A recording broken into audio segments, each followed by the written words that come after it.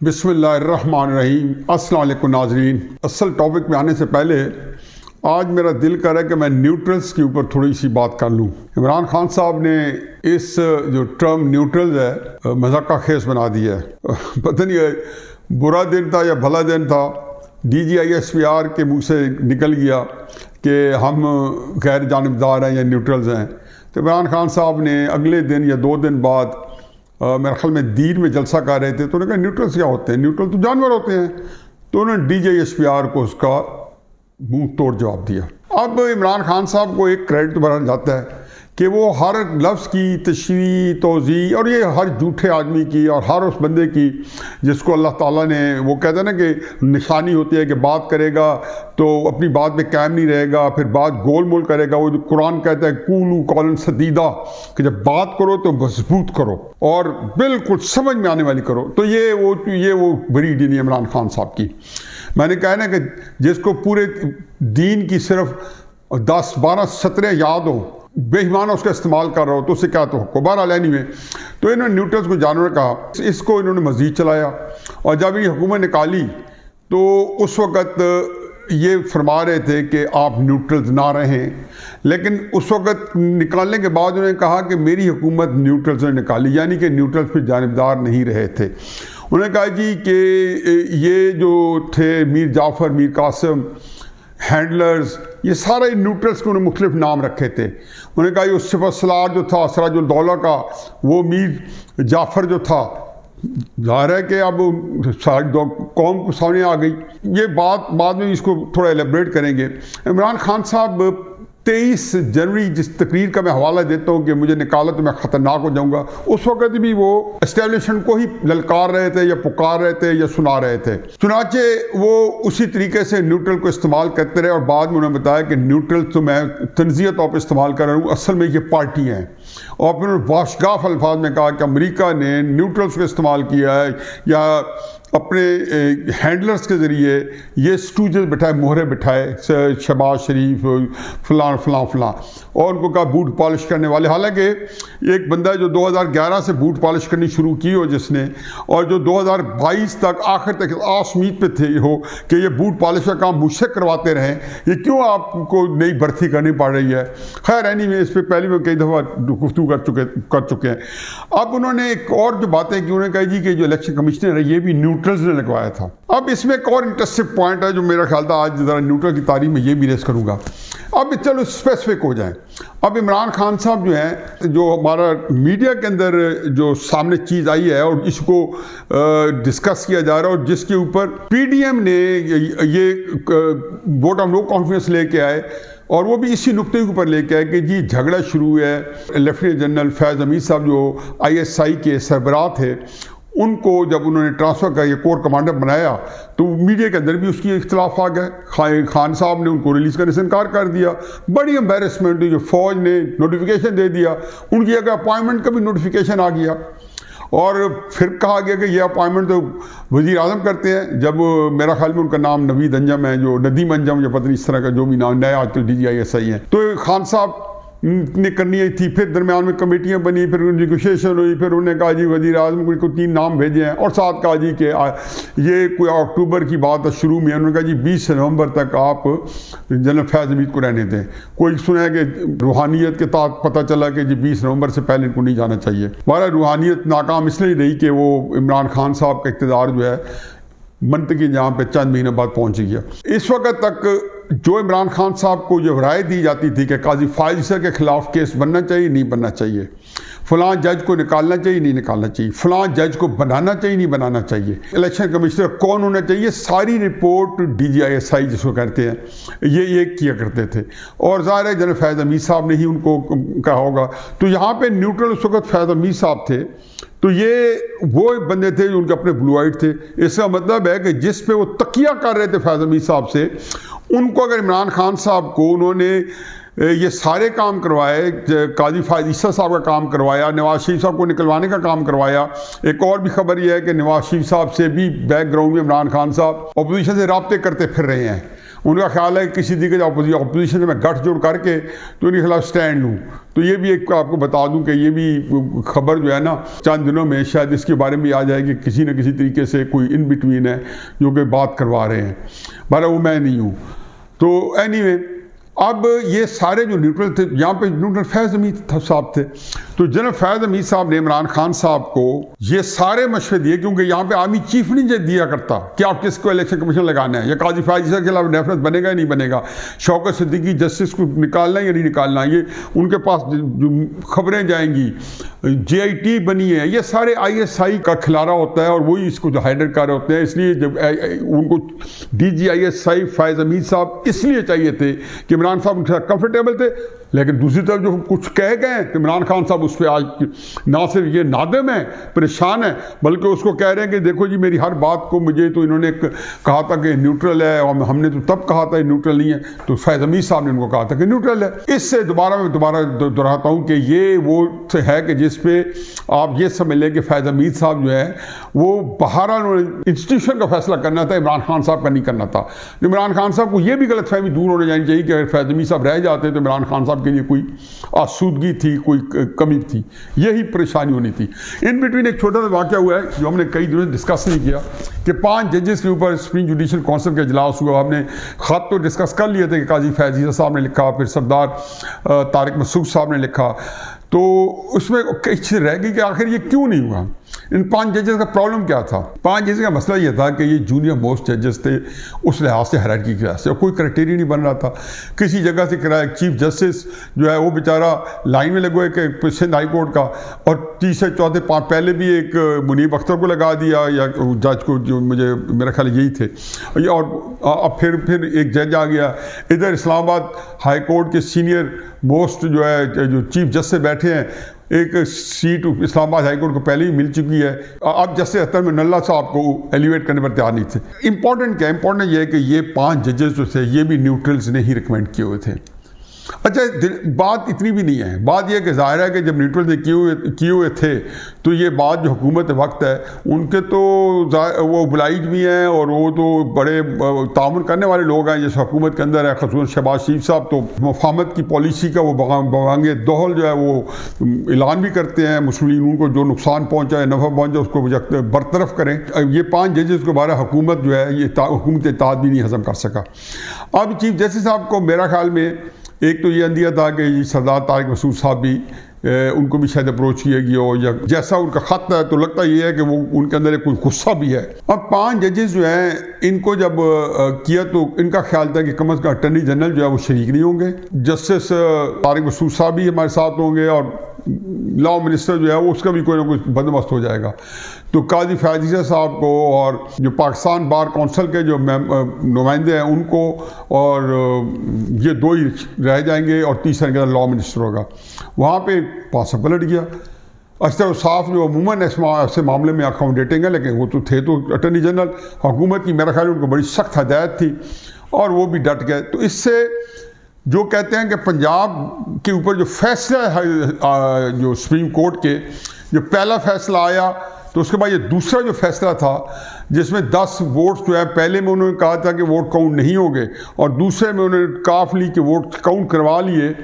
तो ये फैसला उसके रिएक्शन में था कि जो न्यूट्रल्स ने किया कि उन्होंने कहा जी फिर पकड़ लो, और ये उनको थोड़ा सा इस गवर्नमेंट को शेक किया गया, या इन बिटवीन भी गवर्नमेंट को हटाने की कोशिश की जा रही थी कि 5 जज बड़े इंपॉर्टेंट है, इससे सुप्रीम कोर्ट की जो हैयत है वो पूरी की पूरी फिर न्यूट्रल्स ही कंट्रोल करेंगे। जो असल मसला ये है कि इमरान खान साहब जो हैं वो 2 ऐलान उन्होंने बड़े कमाल के किए हुए हैं। एक उन्होंने ये कर दिया है कि जो 9 हल्के जो इलेक्शन कमीशन ने जिनका शेड्यूल अनाउंस कर दिया है, जिनके इस्तीफे स्पीकर राजा अशरफ साहब ने कबूल किए हैं, उनके ऊपर तमाम हलकों से लड़ने का ऐलान किया। उसमें से मेरे ख्याल 2 KP में है, कोई कराची में है, कोई पंजाब में है, 3 KP में है, शायद वो एक मुख्तलिफ जगहों के हैं।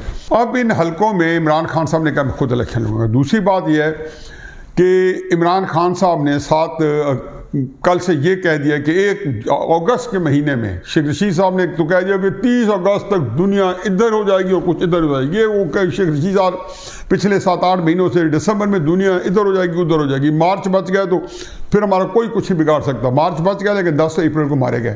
खैर एनीवे, फवाद चौधरी साहब ने कहा कि हम अब पूरा इसका जो है ऐसी तैसी फेर देंगे और स्ट्रेटेजी बना रहे हैं कि पूरी हुकूमत का तख्ता उलटने के लिए। अब ये उससे पिछली स्ट्रेटेजी से जिसको उनका इलेक्शन चाहिए था, ये उससे मुख्तलिफ है। 9 सीटों पे इमरान खान साहब इलेक्शन लड़ रहे हैं और साथ ये है कि इलेक्शन कराए जाए, वरना हम फिर एक बहुत पिंडी में लॉन्ग मार्च करेंगे। और उनका ख्याल ये है कि मैं लाहौर में, पंजाब में भी मेरी हुकूमत है और KP में भी है, और मैं इस तरीके से मैं जो है वो लश्कर लेके आऊँगा, इस्लामाबाद की ऐसी तैसी फेंक रख दूँगा। चलो ये देख लेते हैं क्या होता है क्या नहीं होता। अब इसमें बड़ी 2-3 दिलचस्प सूरत हाल है। पहली सूरत हाल तो यह है कि इमरान खान साहब का जो पहले था उसकी वजूहत कुछ और थी, या उसका एक जिसको कहना चाहिए कि तनाजुर कुछ और था। वो उसके अंदर एक टकराव और दबाव दे के और इलेक्शन चाहते थे, और उसके बाद उन्होंने कहा मैंने लॉन्ग मार्च करना है। अच्छा, लॉन्ग मार्च और धरने और इसका भी इमरान खान साहब से ज़्यादा किसी को, इनके नाकाम लॉन्ग मार्च, नाकाम धरनों का इमरान खान साहब से ज़्यादा किसी को कोई तजर्बा नहीं है। एक अज़ीमुश्शान बैकग्राउंड है। अच्छा, दूसरी बात यह है कि ये 25 मई को जो आए थे, अभी मेरा ख्याल है 1.5 महीना पूरा नहीं हुआ, 1 महीना 10 दिन हुए हैं, तो क्या लेने आए थे? इलेक्शन करवाने आए थे। और KP के अंदर किसने रोका था? कोई कहते हैं कि माल नदारत, जिस माल के ताजर थे वो माल नदारत। आपके पास बंदे ही नहीं थे, 25 लाख बंदे आने थे कि सवाबी के ऊपर इकट्ठा होना था उसके पीछे, और सारे DI खान के लोगों ने वहीं पहुँचना था, और सारे दोनों तरफ से मशरिक, मगरब, शुमाल, जनूब एक ही जगह पे इकट्ठा होना था। तो इमरान खान साहब वहीं से रंजीदा और कबीदा हो गए। फिर उनको बड़ा लोगों को कहा कि जी वो इजाज़त मिल गई है, कंटेनर हट गए हैं, मैं आ रहा हूँ। हट गए कंटेनर, हर जगह से हट गया, लाहौर से भी हट गया, हर जगह से हट गया। लेकिन भारत KP ने असल मायूस किया, और वो अपने सामने है। फिर वहाँ पे जाके कहा जी मैं 6 दिन के अंदर इलेक्शन कराओ। तहरीक इंसाफ वाले समझे कि अंदर से वादा हो गया। क्या हुआ? अब ये बात है कि उस वक्त तक वाकई जेन्युइन इलेक्शन चाहिए थे, और इलेक्शन इसलिए चाहिए थी कि उन्हें ख्याल था कि 29 नवंबर को से पहले मैं यहाँ पे आ जाऊँ और मैं अपनी मर्जी का आर्मी चीफ लगाऊँ और इस तरह की चीज़ें करूँ, अपने बदले लूँ, और मैं दबाव दूंगा और इंसान होंगे। उनका ख्याल था कि पब्लिक, और बिल्कुल सही ख्याल था कि पब्लिक जो होती है वो उसको जब इकट्ठी हो जाए, बह निकल आए, तो दुनिया में किसी जगह भी नहीं रोका जा सका।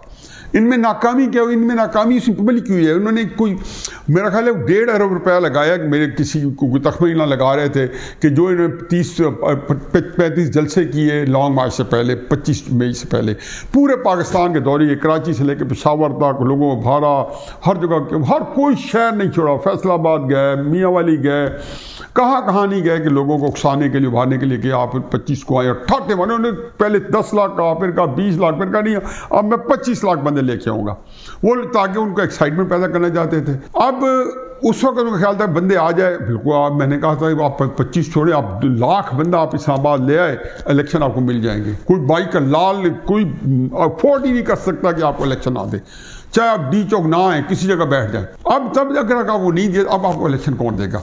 अब असल मसला उनका फ़र्क है। अब ये चाहे वो 9 सीटों से इलेक्शन लड़े, या वो 1 महीने के अंदर इलेक्शन ना कराए तो जुलूस जलसे करें, अब इलेक्शन को कोई ही नहीं देता। अब आपकी भबकी है वो पहले से भी ज़्यादा कम है, क्योंकि पहले अगर उसने कुछ काम नहीं किया तो आप कैसे काम करेगी? पहले जब आपने अपने आप को एक्सपोज कर दिया, फिर आपने 6 दिन के अंदर कहा था कि इलेक्शन आएंगे वगैरह, मैं फिर आ रहा हूँ, वो सारे ये होती है खसियानी बिल्ली खंबा नोचे। और वहाँ पे देखे, यकीन जानो तहरीक इंसाफ वाले इस बात में भी अकीदा ईमान इतना रासिख था कि जी इमरान खान साहब को 6 दिन के अंदर इलेक्शन, मुझे अक्सर कहते थे जी हो नहीं सकता, खान साहब ने कहा है और चले गए, ये तो हो नहीं सकता था। अब उनको नहीं पता कि ग्राउंड रियलिटी जो थी वो इमरान खान साहब उनका ज़्यादा कर रहे थे कि यहाँ पे उनको नहीं मिली। अब एक चीज़ में वो स्ट्रॉन्ग थे, सोशल मीडिया के अंदर उसने अच्छा खासा को पछाड़ के रख दिया था।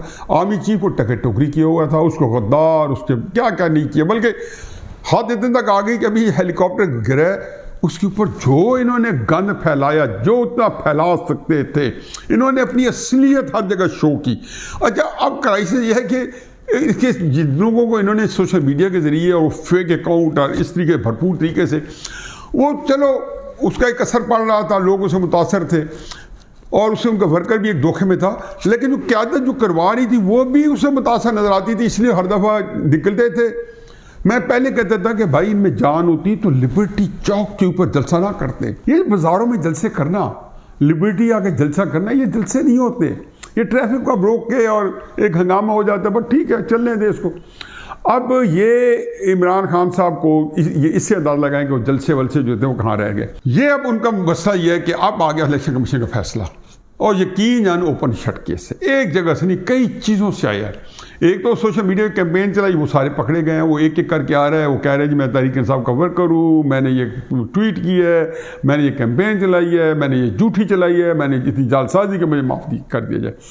दूसरा, जितने अकाउंट्स हैं, आज 11 बंदों को FIA ने नोटिस दे दिया, तलब कर लिया 11 अगस्त तक, और बड़ी तेज़ी से फुर्ती दिखा रही है। FIA ने कहा है इमरजेंसी आ गई है, क्योंकि ये सारे कामों पे मुसलसल काम चल रहा है। उधर से शायद कल भी मैंने बताया कि जी एक रेफरेंस चला गया है इलेक्शन कमीशन को, उसके ऊपर इमरान खान साहब को नोटिस आ गया, वो भी कुछ 24 अगस्त का या 22 अगस्त का, ये सारे अगस्त के महीने में। 25 अगस्त को इलेक्शन है 9 सीट्स के ऊपर।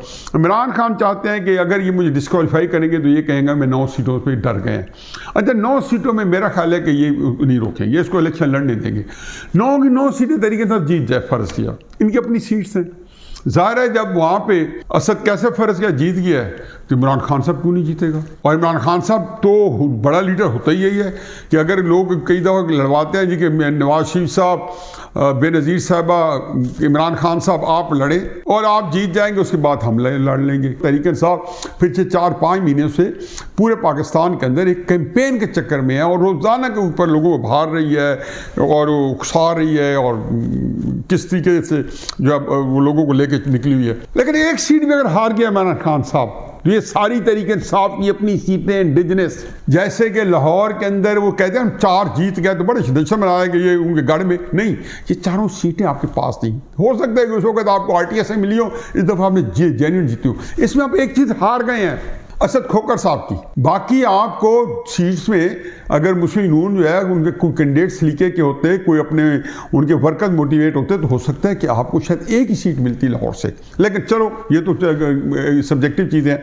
अब आपको जो है वहाँ पे अगर आप एक ही सीट आके, मतलब लियारी की सीट में पीपल्स पार्टी जो है, पिछली दफ़ा बिलावल भुट्टो साहब ने यहाँ से इलेक्शन से ये शकूर शाद साहब जीते थे। शकूर साहब ज़ाहिर है बहुत वीक कैंडिडेट थे, बिलावल साहब को ज़्यादा वोट पड़े होंगे, फिर भी वो जीत गए। तो जो इमरान खान आएंगे उनको ज़्यादा अच्छा परफॉर्म करना पड़ेगा। लेकिन मैं हकीकत बता दूँ कि अगर यहाँ नबील गबोल आ जाते हैं फ़र्ज़ के सीट के ऊपर, या वो तकड़ा पीपल्स पार्टी का लीडर आ जाता है, इमरान खान साहब लियारी की सीट हार सकते हैं। इसी तरीके से स्वाबी की सीट्स में, स्वाबी सीट में ANP की बड़ी स्ट्रॉन्ग मकबूलियत जो प्रेजेंस है, ये वो सीटें हैं कि जहाँ पे आपकी बड़ी स्ट्रॉन्ग प्रेजेंस मौजूद है दूसरी पार्टीज़ की। और ये एक बड़ा वहाँ पे एक तकसीम किसी और नौयत की हुई है, वहाँ पे भी हो सकता है कि थोड़ा बहुत इनको फ़ायदा हो। लेकिन इस दफ़ा जब बाकी पार्टीज़ जो हैं अगर उनको 2-3 जगह पे इकट्ठी हो गई, तो हो सकता है कि 2-3 सीटें इमरान खान लूज़ कर जाएं। और मैं लिख के देता हूँ कि इमरान खान साहब ने 2 या 3 सीट्स लूज़ की हैं, वैसे तो एक भी।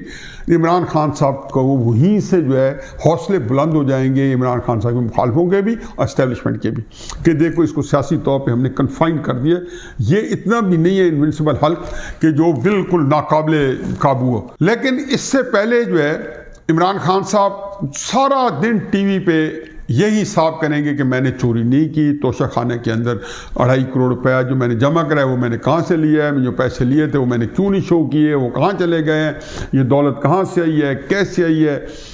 या मुझसे भी लोग पूछते थे कि क्या किया, मैंने कहा जी मुझे तो अंदाज़ा नहीं होता कि उन्होंने ये वेल्थ कहाँ से, या पता चल रहा है कि तोशा खाने की चीज़ें बेची हैं उनसे, और ये बहुत सी चीज़ें नहीं भी बेची, चलो ठीक है, वो एक तरीके से रख ली पास। वहाँ तोशा खाने ने तो पता नहीं क्या से क्या वहाँ पे तब्दीलियाँ ले आई हैं। इमरान खान साहब ऐसे है कि ये उन दूसरों को बुरा भला कहते थे, अल्लाह ने वही काम कराया, और दोनों हाथों से तोशा खाने उठा के ले गए, कोई चीज़ वहाँ से रहने नहीं दी उन्होंने, सारी चीज़ उन्होंने कहा जी मैं ही लूँगा। जितने जो फेक अकाउंट्स हैं, जो झूठ बोला गया है, ये इमरान खान साहब के ऊपर लटकती तलवार है। राजा सिकंदर सुल्तान जो हैं, खुदा गवाह है, ये गुस्से में नहीं आते, बिल्कुल इमरान खान साहब को इंसाफ देंगे। मैं अभी भी कह रहा हूँ, राजा सिकंदर सुल्तान इमरान खान साहब को इंसाफ देगा। जितने ही उनकी तजलील कर रहे हैं, जितना उनको गालियाँ दे रहे हैं, और ये किसको गाली नहीं देते।